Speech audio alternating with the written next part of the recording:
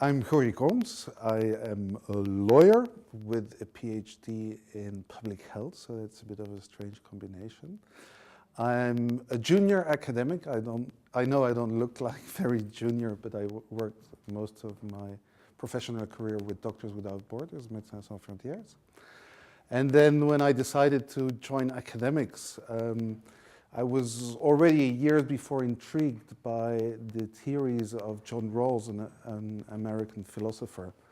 And there were some issues in his books that I wanted to understand better, because I was really convinced that I needed to understand it for thinking about global health and international solidarity beyond borders.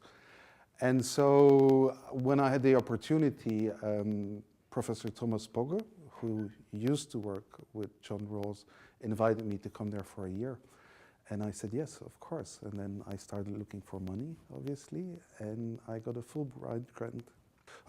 Actually, it was people from the Macmillan Center at Yale who gave me a list of options. I didn't know that much about it.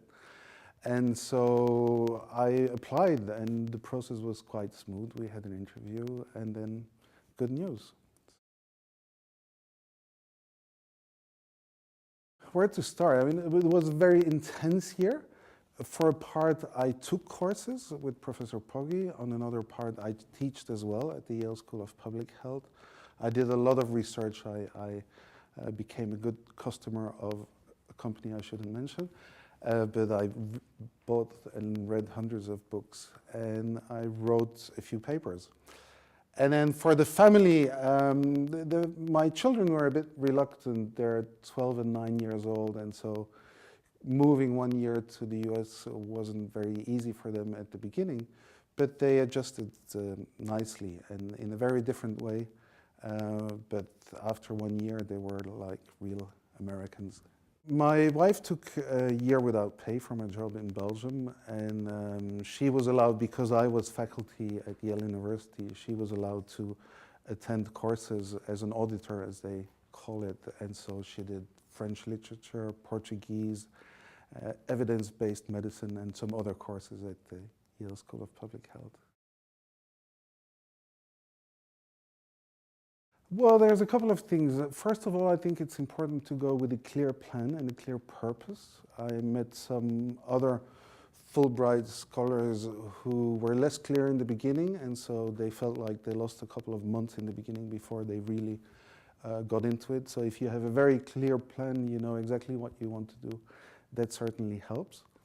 Also, there's a program that I wasn't aware of, and it's occasional lecture program, which allows you to go give a lecture in another university. And I did that. I went to Seattle, to Washington University.